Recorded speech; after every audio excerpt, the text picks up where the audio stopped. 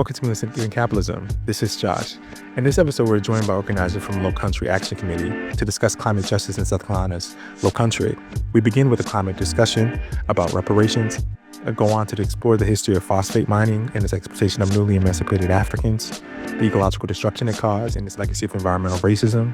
We then turn to hurricane season and the anxiety it provokes in vulnerable working class and poor Black communities, followed by the toxic legacy of military pollution and foreign chemicals in North Charleston. Finally, we reflect on political consciousness, the fight against capital, and whether the Gullah are punished for their self-determination, echoing Haiti's long revolutionary legacy. If you like what we do and want to support our ability to have more conversations like this, please consider becoming a patron. You can do so for as low as $1 a month. We bring you these conversations totally independently with no corporate state or grant funding. Now, here's Lowcountry Action Committee discussing some of their work. I'm here again with Lowcountry Action Committee, and I would like to start off by allowing you guys the space to introduce yourselves and also talk a bit about your organization and the type of work you guys do. Okay. My name is Mosiah Assad, and I'm a member of the Lowcountry Action Committee, which is a Black-led grassroots organization that's dedicated to Black liberation through service, political education, and community engagement. All right. And my name is Rashad, and I'm a member of the Lowcountry Action Committee as well. Peace. My name is Carl. Once again, also a member of the Lowcountry Action Committee. Just an overall community servant, long resident of Charleston, South Carolina. Awesome. Okay. So the first article was written by Aquia Page, and funny enough, a good friend of mine, Aquia, also read it, and they were going to come on to talk with you guys as well, but was unable to make it, so I'm going to read this question off from them. But yeah, so the first article directly tackles reparations in regards to climate justice, but it also seems, it seems to be like a kind of point of emphasis throughout the piece, or throughout the issue, I should say. Climate reparations is defined by Aquia Page as compensation to those who have contributed the least to the climate crisis while also bearing the brunt of the impacts of exploitative environmental practices. So Salafu Mack tells us that we have a state and federal government with no real commitments to protecting the South Carolina Lowcountry. Instead, the priority is upholding the profits of golf resorts and wedding destinations. So I would like to begin this by, allowing you a free space to discuss the connection between climate justice and reparations. I can begin by saying that it's really crucial that we bring back the Akua's point that, quote, climate reparations refers to the idea that those who have contributed the least to climate change but are suffering the most from its impacts should receive compensation. So we understand that as Africans in this country, especially Africans that are tied to coastal areas, we are under threat constantly of the environmental destruction as well as the destruction by which the city allowed, the sort of land loss, the sort of infrastructure that contributes to land loss, and so on and so forth, right? So this idea that people should be reparated for a sort of like mentality and a sort of system by which is also destroying them, I don't think it's far-fetched, right? I think Salifu says it point blank period. He says that this mentality of destruction, of environmental decay, of environmental neglect is in direct opposition to Gullah Geechee culture, which is born and rooted in cultivating a non-exploitative relationship to the land. It's like our grandmas and our grandpas were natural conservationists, right? We use what we need. We throw away things in a way that's respectful to the land, right? We have multi-purpose items. So reparations is about recognizing that we are going to be the first ones underwater when we are probably the only ones who have been working with the water in a respectful way. Definitely. So yeah, the issue in the spirit is the importance of transforming everything, right? Because even as you're uplifting immediate needs like downvoting propositions and signing petitions, you're also clearing your competitive analysis of Cuba, for example, that communities are best able to engage in this process of climate justice when they have transformed the state, such that even though they still have to contend with, the genocidal conditions of the U.S., of course. So talk about this kind of relation and whatnot and how you guys have been able to navigate these contradictions. And just to provide clarity on the question, you mean the contradictions of us living in a genocidal state while being a certain people that with a culture that's tied to the land? Yes. And also like how you're able to like organize around those, like, you know what I'm saying, under those conditions, if that makes sense. I can jump in. I thought the work that LAC is doing, I think, as Messiah said when we first started, our focus is political education and service for the liberation of African people. And I think with us being a young organization, a lot of our work of educating ourselves, doing things like this, working on this article where we do extensive research on different climate catastrophes and their connection to African people, with the ultimate goal of taking this information and packaging it for the people in Charleston and in the Lowcountry to educate them. I think that's where we are as far as the work. You say help you meet their material needs.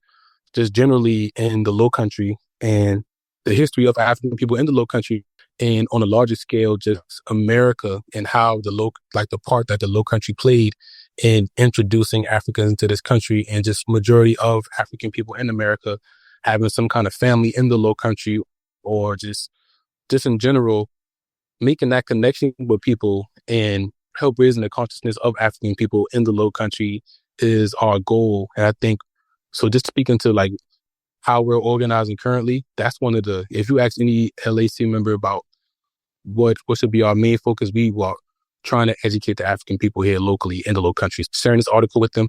Like I said, just taking this information and just, because once you make that connection, the people here that work every day, African people are still one of the main labor forces in the Lowcountry. And just as someone who's leaned on for labor, knowing your power and the power in organizing and knowing the history of this area and how our ancestors directly contributed to pretty much all of the industry in America and in South Carolina, it empowers you and it makes you feel, it gives you something to come together about. And I think that's how we want to take this information and kind of use it. Yeah, I'll stop right there. Yeah, definitely. I appreciate that. So that kind of leads us specifically into the article you wrote, Carl, this essay titled Digging Toward Death, Phosphate Mining Through a Gullah Geechee Lens. It was recently published and is a local climate magazine. So I would like to start off by providing a general overview of the discovery of phosphate rock in the late 1700s in the South Carolina Lowcountry, if you can. Yeah, pretty much when this land was occupied by European people, their number one goal was to find any way they could to exploit this land. Part of that is what we know about is slavery. They planned to relocate some Africans over here because the climate wasn't ideal for growing certain things. But the other side of it, even during slavery, even before slavery, they had began doing like archaeological surveys, trying to understand what minerals were present in this land, what could they exploit, what could they extract to export.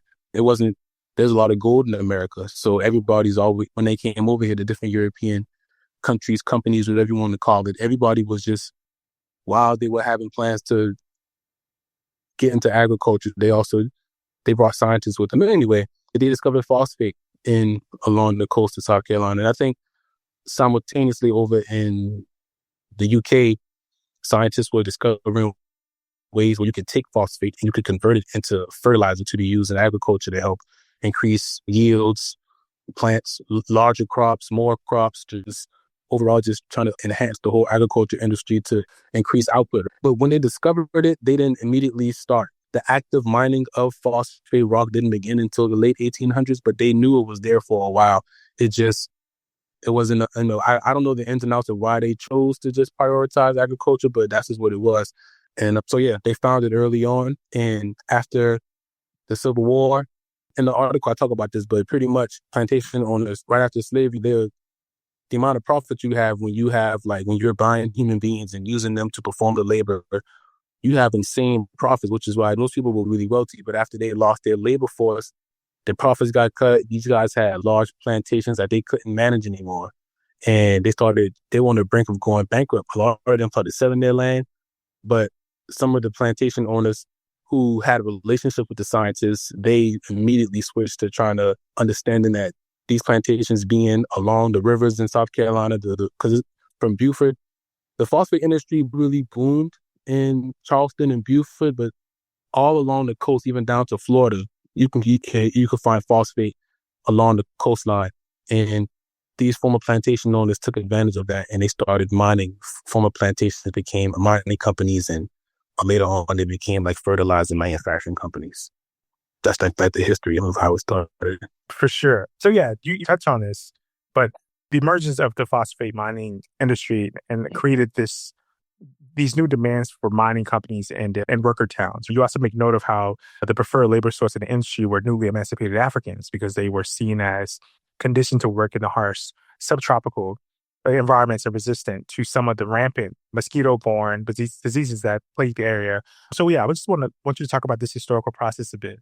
A big arc of Carl's point and the point of the article is that the industries of enslavement were taken over by way of industrialization, right? So, in the same way that we understand that the system of literal enslavement was taken over by Jim Crow, which was then they're taken over by neoliberalism and so on and so forth, right? So, a big part of what Serge was trying to do or is attempting to do is to put us in a historical conversation with why our material conditions are the way they are. So why is Ashley Phosphate? Why don't Ashley Phosphate got no trees? Why is Ashley Phosphate historically black as hell? Like, why is there so many industries, forgotten industry? Like, so we're really tying in this idea that the destruction of the environment and our bodies is by the same force. It's by way of capitalism. It's by way of a system of that prioritizes growth and extraction and exploitation over humanity and life. Absolutely. I appreciate that. To answer your direct question about why the African people were preferred as the labor source, Gullah Geechee people, we know the reason why they were able to maintain so much of their African heritage and their Africanisms was due to the isolation that was created due to the fact that in the summer times or in the hotter months where it was really hard, it was humid and there were a lot of mosquitoes and people were getting sick and dying of malaria. A lot of the rich plantation owners, they didn't live in Charleston during the summer months and African people were left alone.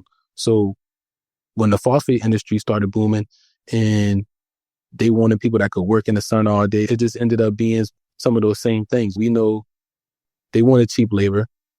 And there were immigrants coming in. There were unskilled laborers coming from Europe around the same time that were available for work, but those guys weren't used to working in that tropical environment. All of those, just the different, like I said, like the temperatures and the humidity and the mosquitoes, they weren't used to that kind of thing. So it was hard for these companies to find anyone other than liberated Africans to fill these roles.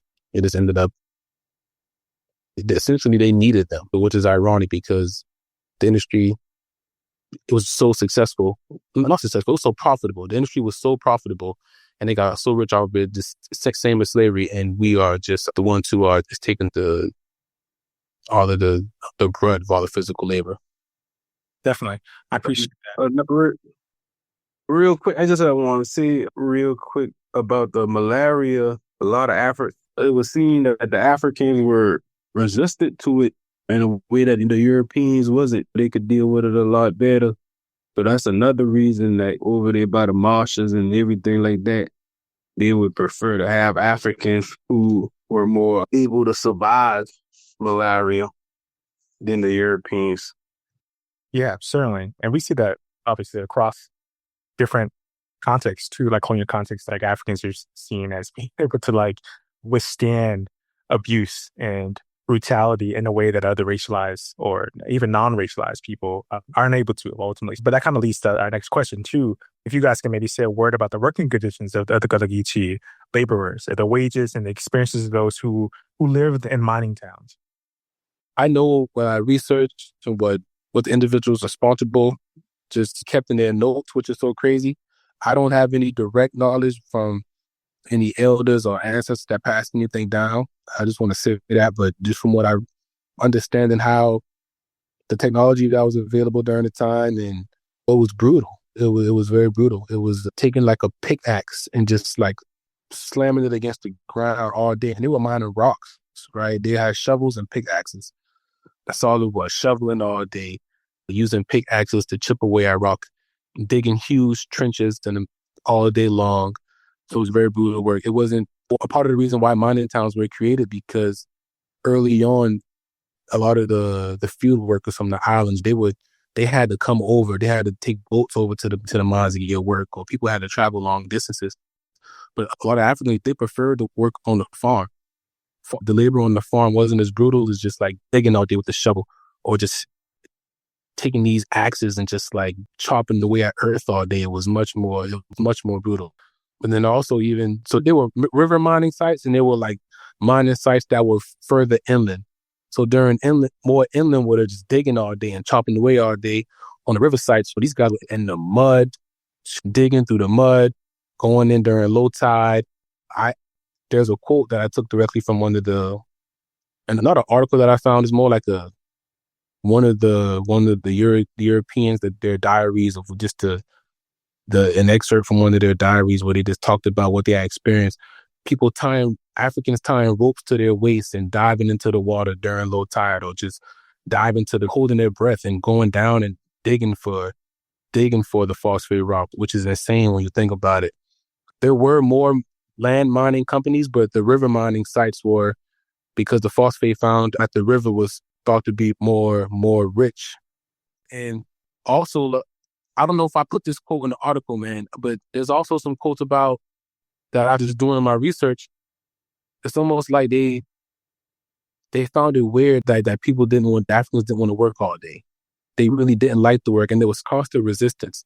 Really, some examples of early like labor organizing. They came together. They realized that, hey man, these are some really big companies, and it's mostly Africans out here. Like, it's us.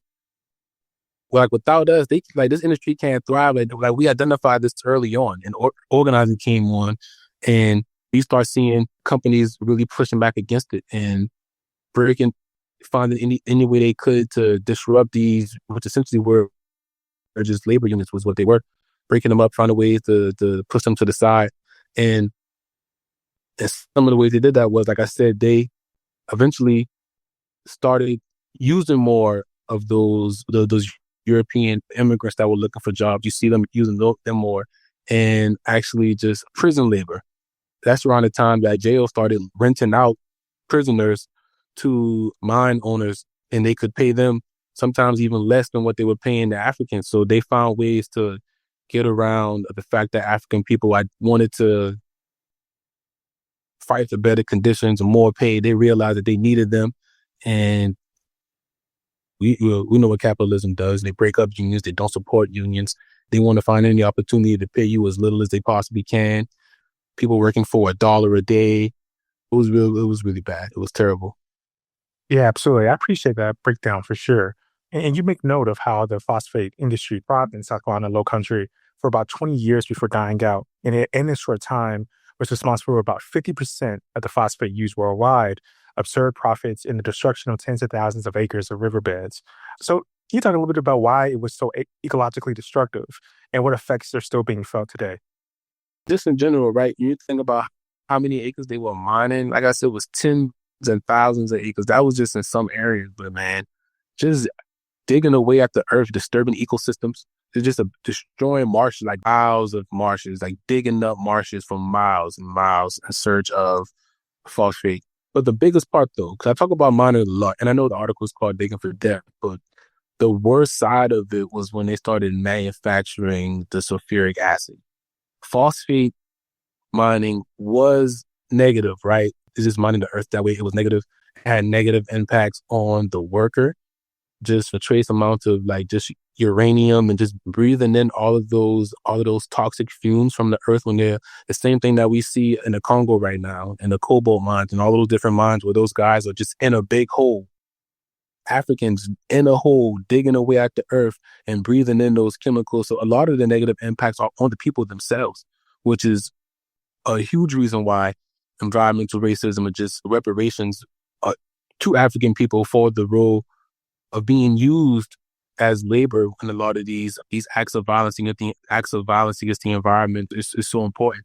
But then when we think about how quickly they ran to just finding ways to maximize profit, let's manufacture sulfuric acid and let's do it as quickly as we can. Like I said, it was only 20 years that this industry was booming in South Carolina, but they were fertilizing manufacturing plants and they were mining plants, and they wanted to save money because they didn't want to keep buying sulfuric acid, manufacturing it. And think about what manufacturing was like in the late 1800s. The technology wasn't that advanced. The boilers that were leaking on these properties, spills, chemical spills, rainwater runoff. When it rains, all of these chemicals that are just present at this site, washing back into the water, which is why the water is contaminated. And the actual fertilizer manufacturing plants, that's the main contributor of the environmental destruction that we see to go along with just like the amount of earth that was dug up and removed and the land that was destroyed in search of the phosphate. And because you see, even today, like the company that I call out, who is still open today, there's a fertilizer manufacturing company in operation making money in the city of North Charleston. I think they're like a German company. I don't know. I really don't give a damn where they're from. But then there's Landex, and they manufacture fertilizer. So we don't have any active mines, but we have a fertilizer manufacturing company, and they've had 32 spills over the last couple of decades. And this is like after industry and manufacturing technology has advanced so much, and it's still recording spills. But the people of Rosemount, they still have to. I don't know if they've had any in 2024, but they have sirens to this day that'll go off to alert the neighborhoods that are less than a mile away from this plant that there was some kind of spill and they should have some kind of concern. And there's flooding in that area. So you can imagine like the active runoff that's going into the river. And the EPA had identified so many Superfund sites or sites in the general area of North Charleston, the area that I grew up in, that these sites had elevated levels of contamination.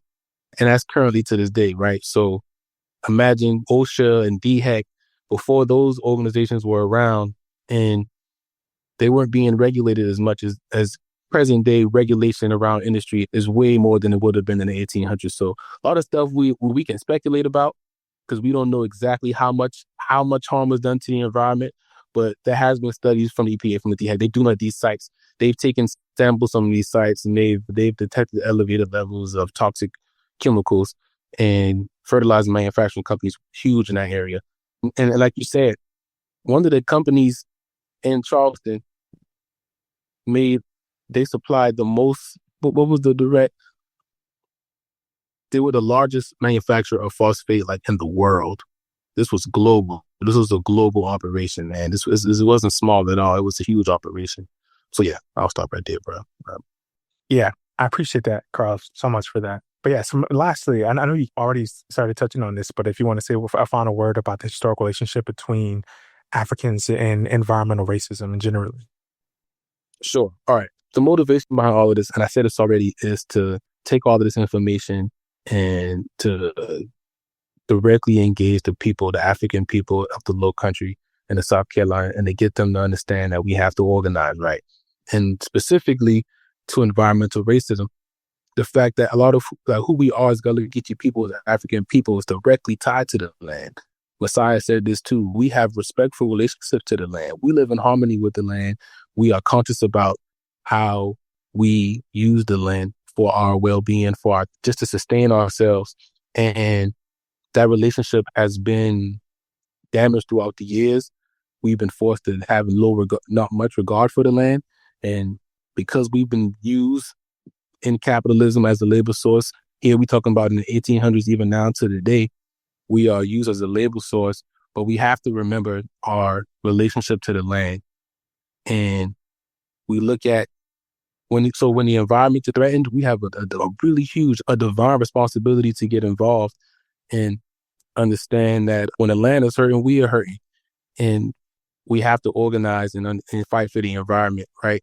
But at the same time, and not just in the South Carolina Lowcountry, all throughout the South of the United States, on what they call the Black Belt, this is the place where currently, just like the manufacturing industry, a lot of global manufacturing companies are still coming to the South. Automotive manufacturing, so many manufacturing companies are coming to the South, and Black people are still being used as labor. And we are living next to these plants. They're coming in our communities to even present day, even in North Charleston, they're still trying to build manufacturing companies. And the African people here locally, we are organizing around it. We giving them pushback.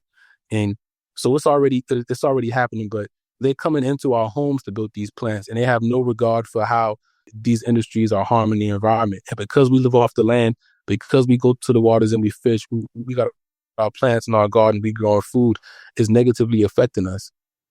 And it's important that we understand this. We acknowledge this, and we organize and we push back against it with everything that we got. Definitely. Appreciate that.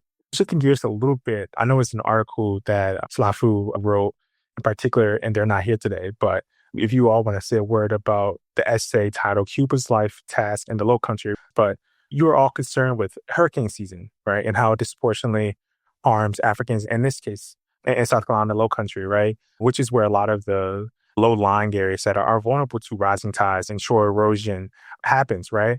And so talk about this a bit and the type of anxiety hurricane season provokes in Africans in the region. I would say it's definitely getting worse as time goes by because it's not even the hurricanes that we're seeing now. Like we just seen a tropical storm cause multiple days of flooding, a storm that was weakened as it went through Florida and Georgia before it even got to us. So all it takes these days are king tides, high tides, rain, casual thunderstorms for Black communities in the Low Country, impoverished communities in the Low Country to be flooded. So a hurricane definitely would cause a whole lot of devastation. We haven't had a strong, like, Category 4 type hurricane since '89 when we had Hugo. But if we had something like that today, with the amount of flooding that we see during normal rains, it would cause a whole lot of devastation. Someone died last year by being submerged in a vehicle during flooding just during the regular thunderstorm. We can only imagine the toll that a direct hit from a hurricane will take to the Low Country, because a lot of times when we see these storms on the news around the world affecting the Low Country, those are only the outer bands of the storm skipping by us, or maybe a small Category 1 at the most. So the city is actually sinking. City is built on a lot of wetlands, a lot of marshland, and at the same time, sea level is rising, of course. So it's, for many of us, it is a lot of anxiety and wonder what the future would be like, because we see it getting worse every year for sure. And to add to that, it's funny. Some people say that they exaggerate, and I say they, I mean like the news, the Weather Channel, or the meteorologists. It almost seems like now they'll talk about how detrimental the storm is going to be, and it does, and the flooding is real bad. But people go out and they spend a lot of money, or even like the idea of how much does it cost to really flee from a storm. Do you have money to hop in your car and drive, or to book a hotel? Do you have family somewhere? Can you miss work? Is your job going to be understanding to you having to leave from a storm? Like some jobs, they may not care about you leaving for a storm.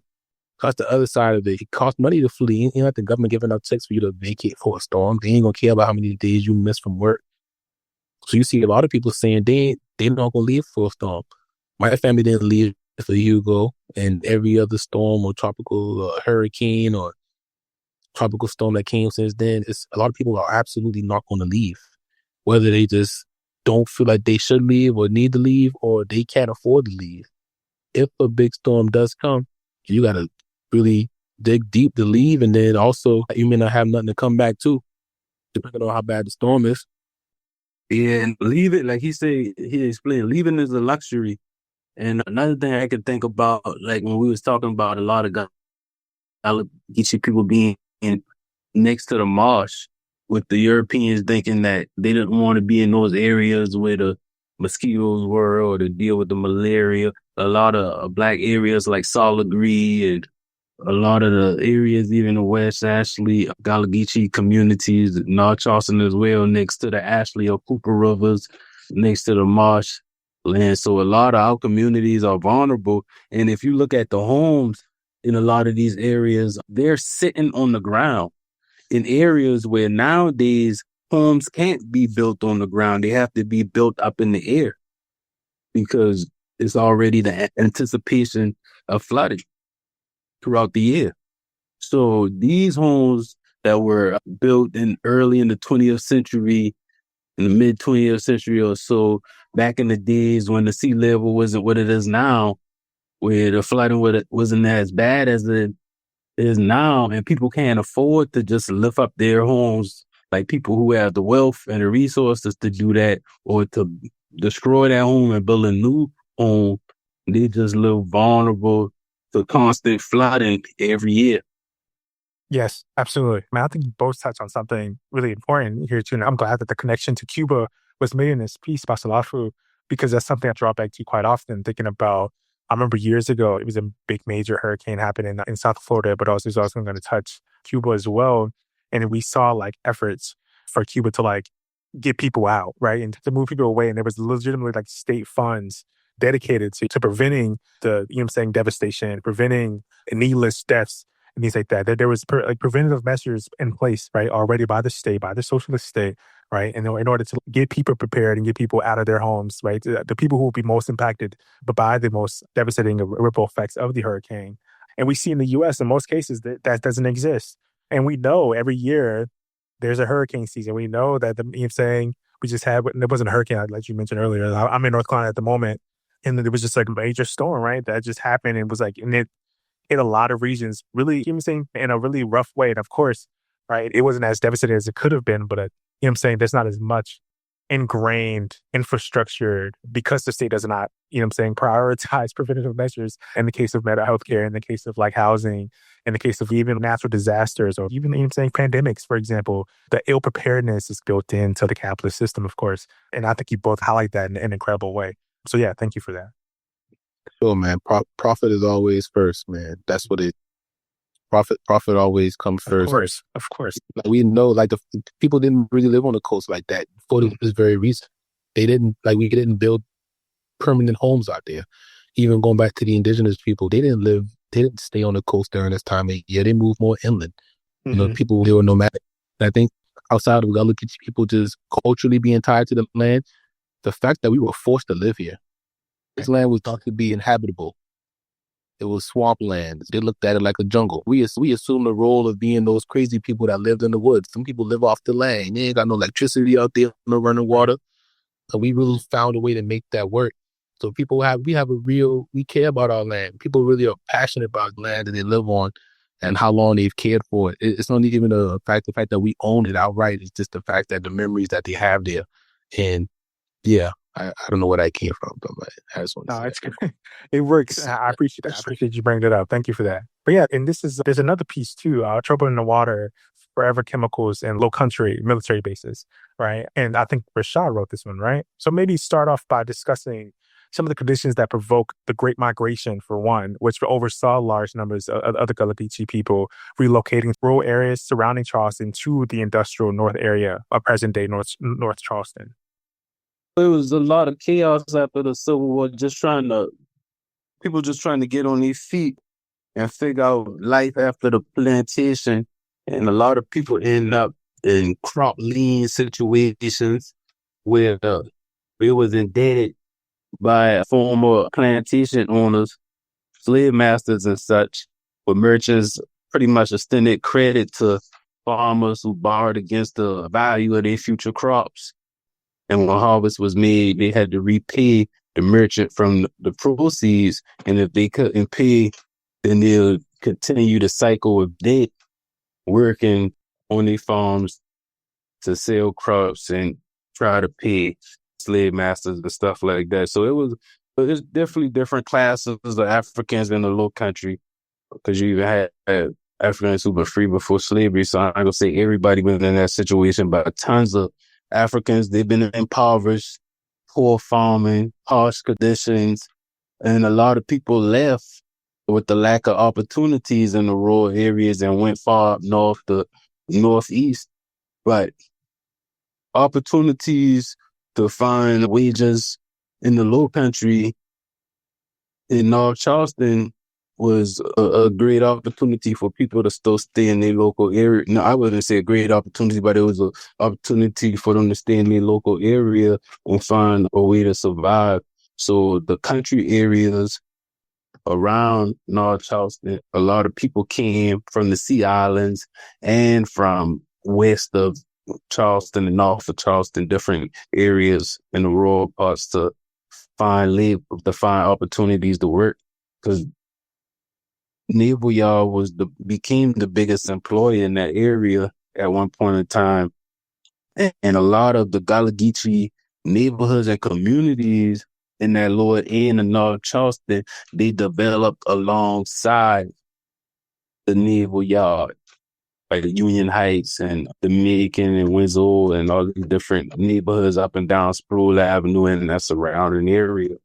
People came to live there because they knew they could work and feed their families and find housing in them areas.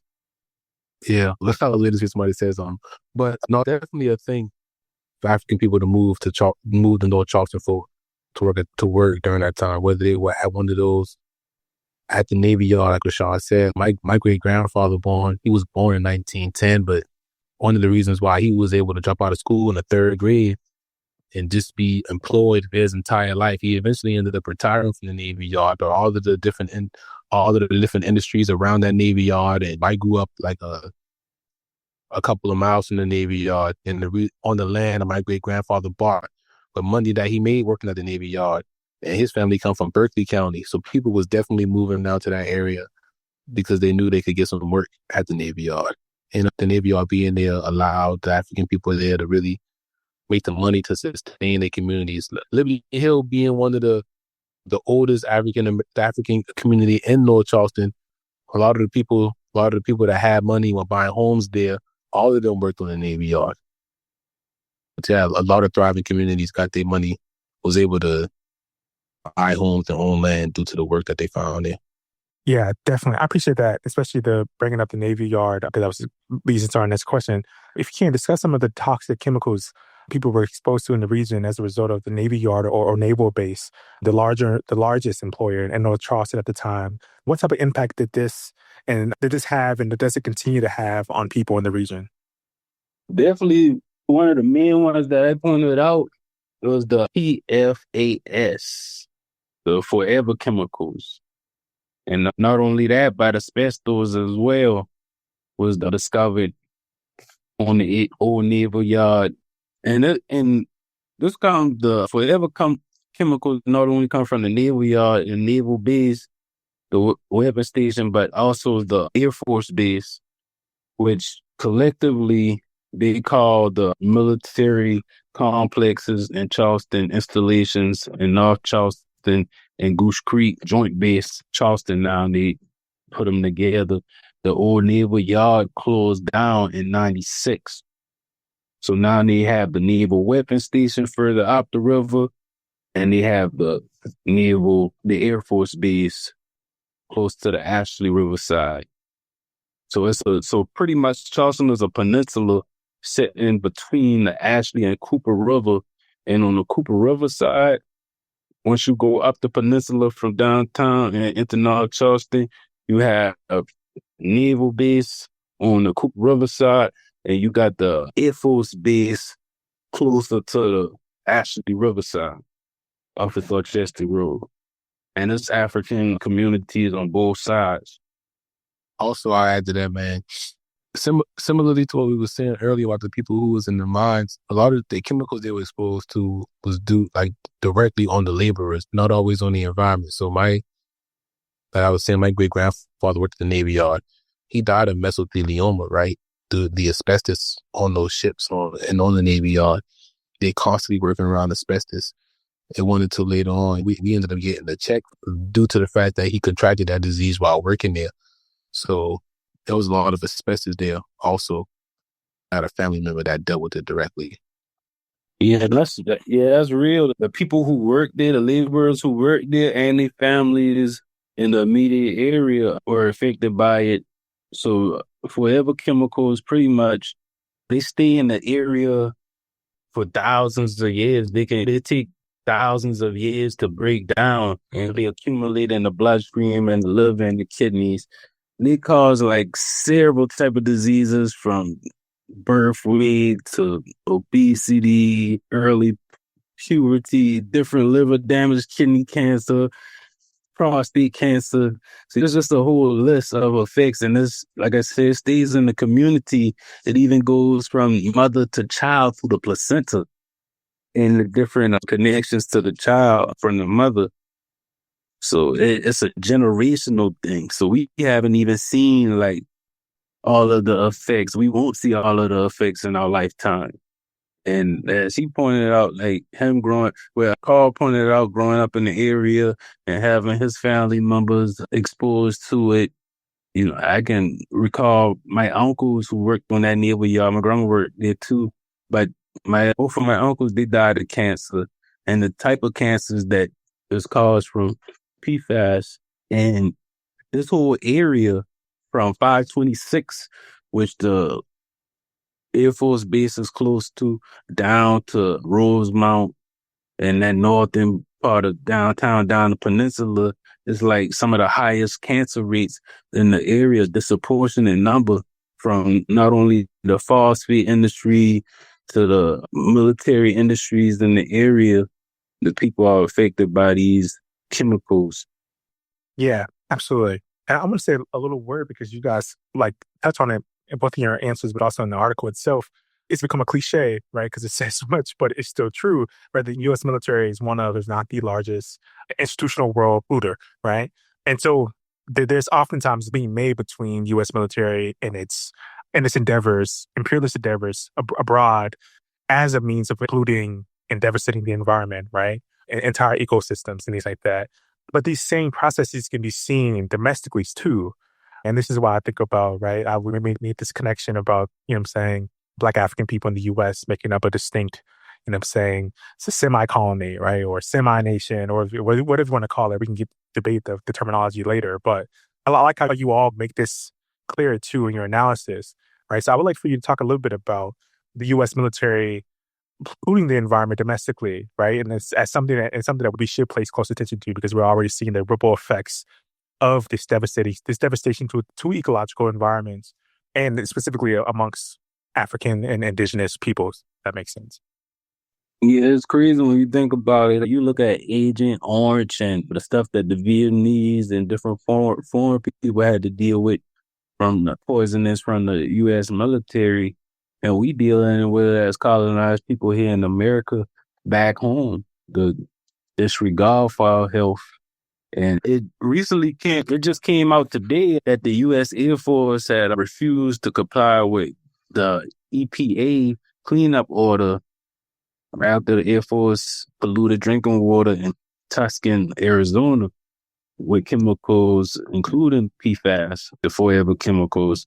So they cited the Supreme Court's ruling, which overturned the decades-old Chevron doctrine earlier this year. And so they pretty much getting away with. Before I let you go, I want to allow Josiah to read a poem that I really appreciated that was also published in this issue titled Ringworm. And yeah, I will allow them opportunities to read this off, and then I can continue all the questions afterwards. Ringworm. The water bring we, and the water gonna take we back. As close as we live to the ocean, ain't nobody got gas for the beach. So we be excited for rain, for flood water. My mama don't be, come you out that water, fool ass. She won't say it, but I listen so I know. Our elders were eaten alive, done by cancer, they say. But we say a body betrayed, zoned for sacrifice by a poisoned land and overworked hand. They had the best recipes and the meanest truths. Now they haunt the air, they heavy it, sitting prematurely on a humid spirit plane. They whisper, ringworm, ringworm, but I don't want to turn my head. I don't want to see my granny receded into herself, a deflation of the woman who had mastered the earth's ways of wastelessness and the water's ways of weightlessness. With them went our greatest rituals. We were church people outside the church. We used to meet in the clearing, the swamp-like land water with our new African waterways. I want to step in their pluff mud prints, sink and sink until I find lost ingredients. Sweetgrass, bulrush, pine, palmetto, is it not ours? The river roads have our prints. As many of us drowned here, the rivers that ride them are body-filled, bountiful, kin. But I hear my mama now, that boy planning that flood water again. Churn be missing what they never held themselves. Yeah, we smell the brackish on our daddy's breath. The smell in the wake of his steps. We be ready to pull jumping fish scales from our skin, to be robed in light dirt and the attention of our knowing fathers. Our mothers, they speak of running the yard barefoot, sugarcane in mouth, honeysuckle in sight, watermelon on deck, hands stained with granny's berries, the water calling them by nickname. Now all we get is, get out that flood water. That's why them boy call you ringworm now. And don't drink that tap. And they can't answer our pleading, how comes? Maybe it's the same way we can smell the sky about to open and can't help but plot our play. Our brown water baptism reminds us of how they shipped Nan and them from marsh field to factory, how we were stream softened and river rough people who better reintroduce themselves to the tides that will swallow us first. Thank you. No, thank you. That was great. I appreciate that. That was amazing. Definitely.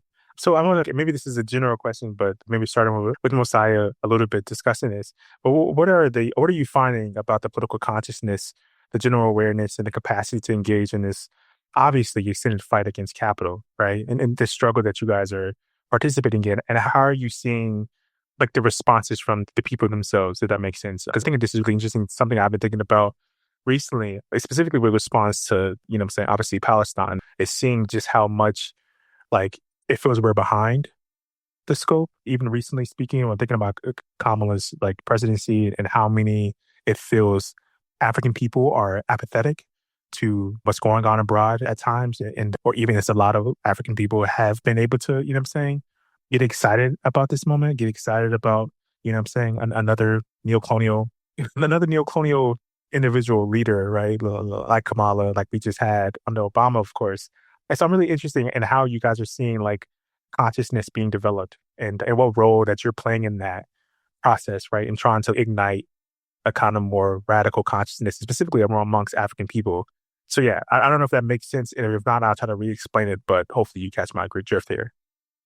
I'll say that right now, as I believe it was Rashad, maybe it was Carl, excuse me if I'm wrong, but that LAC, the Lowcountry Action Committee, we're about 4 years old, I believe, this year. Of course. So we're like moving from a stage where, and I don't want to release any sensitive information, but we're really moving into a stage where we're growing from a very small handful of people to a group of community members who are turning into organizers, right? Through the sort of political education that we're both doing internally and giving out externally to the community.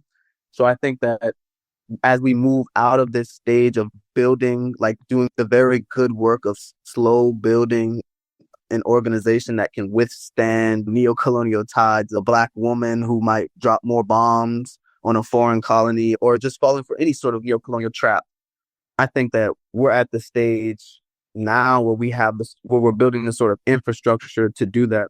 And and I say infrastructure, meaning like gathering resources to model what it would look like to be a liberated people within the empire. So that looks, again, I don't want to release any sensitive information, but on the community level, it looks like turning our programs from like community teach-ins to culturally relevant ways that we tap into the African masses. So whether that's like engaging them politically through a fish fry or a drum circle or back to school drive, summer camp where we take the youth through like the national heritage sites, the Gullah Geechee sites, and just doing the sort of work that models and takes care of people's material needs in a way that is divorced from the system. I think that this election is particularly like hard to watch because a lot of the Africans in the United States of America are grasping at whatever this evil empire puts in front of them then to make their lives better. It is desperate. Yes. We are desperate out here. Yeah. So I think it's important for LAC and anybody who's serious about organizing Africans or any demographic in this country has to be serious about modeling autonomy and modeling liberation, modeling institutions that are going to take care of our community materially. So that looks like our freedom bag drives, that looks like our summer institutes, that looks like that looks like a lot of things in it, but more importantly, it looks like something that we're still developing that in a way that's culturally relevant and long lasting. Of course. Absolutely. Yeah, brilliant answer right there. I appreciate that. I just wanted to add to that real quick. It also looks like us having at any event that we throw, we try our best to have a kids corner because we know people are Exactly struggling under capitalism. They're working every day.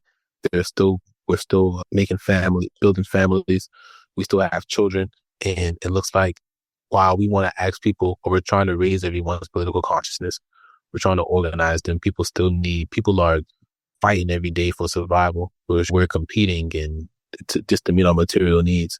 So anything we can do to make coming together easier for them, we have to try to do that. Yeah, I just wanted to add the fact that being open to receiving people with their children, receiving them how they are, doing the best we can to meet people where they are and tailor any kind of program or outreach to just to suit them the best we possibly can.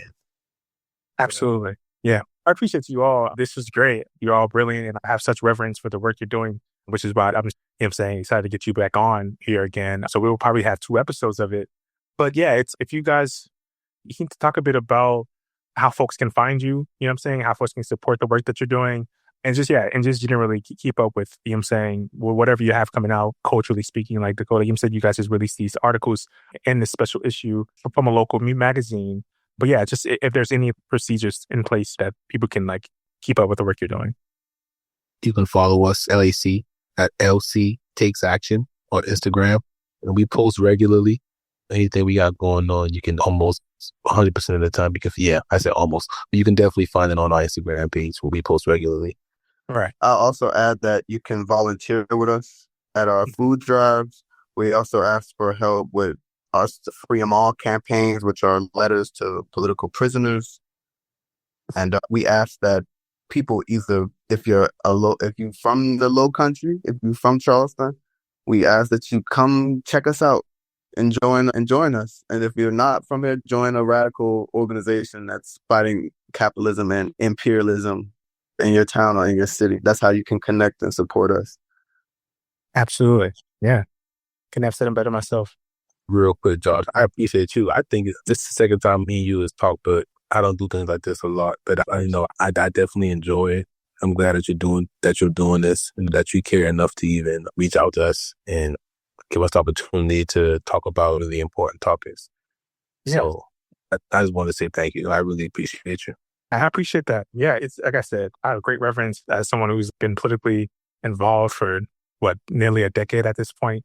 And I just have such great reverence for organizers, and I see you guys as like these organic intellectuals, you know what I'm saying? And we got to tap deeply into that, especially in these moments, right? I feel like there's so much confusion, right? And so much like this bourgeois bullshit going around, you know what I'm saying, happening at this point, specifically amongst our own people, you know what I'm saying? And so there's something about we're always coming back, you know what I'm saying? Emil Clark Cabral always says like the return to the source, right? And I think the source has to be like our Black radical roots, right? Because that's what always can keep us grounded. That's all can actually help us understand and analyze this current moment that we're in. And I think you guys embody that shit too. And so that's why I'm happily going to always, you know what I'm saying, leave space for you guys to come on here and talk your shit, you know what I'm saying, and or read your poems and shit. And we make sure we got to keep tapping into that as much as possible with the work we're doing. And because that's the tradition I'm in, right? I'm from South Florida, but I've been living in North Carolina for 15, 16 years until last year I moved to Illinois, but I'm back. My family's still in North Carolina, so I'm in North Carolina pretty often. From the South, you know what I'm saying? That's my roots, right? The Black South. And so I've had such a special connection to the work y'all are doing, everything I read about you, everything I hear about y'all. And yeah, I just want to make sure that we keep that shit like, you know what I'm saying, at the forefront of this shit. Because I feel like a lot of the radicalism gets, a lot of petty bourgeois or bourgeois like shit gets like at the forefront of like radicalism and radical politics. And we need to get back to the people, right? The workers, the people who are actually struggling. So yeah, like I said, great reference for you guys. And you're always welcome on the show. And we're going to try to get this out as soon as possible for sure. But yeah. Yeah, we real radical. The root definition of radical. Solving. Man. Identifying the root of what's going on. We ain't trying to be reactionary and Of course. talk about the symptoms. But no, listen, you reaching out, it really made me feel better about just speaking out loud or speaking from my chest when I feel a certain way about something, whether it Yeah, be posting more on social media or writing these articles or definitely. being to meet with you. Because a lot of times with Black people, personally, just on my journey of just reading up on radical movements or revolutionary movements, I'm like, damn, why we got to read stuff from so long ago? Yes, Yeah, we're the people exactly. that like, where's the updated Mhm. struggle? Like, where Yeah, your real life, everyday people taking a look at what's going on and using their intelligent mind and speaking on it. And certainly. Yeah, it's making me feel better about speaking on it because I know sometime, at some point in time, somebody going to want to know what Black people doing about during this right. time period. Yeah, man. Like I said, I'm going to thank you again. I Yeah, I appreciate appreciate. it. Yeah, I feel I'm I was trying to do kind the of nervous same. writing this article Yeah. because putting your words up there for everybody to read. Oh Yeah, I yeah. wrote my piece from the heart. I'm gonna be real with you. It was real, and also we're gonna put out more content. And I wanna, cause the article that I wrote, it was edited to fit like needs of the newspaper, cause it was an actual Mhm. like physical paper. There was a longer version where I get way more personal in it, and that we plan to release again LAC either through LAC or through different mediums. For sure.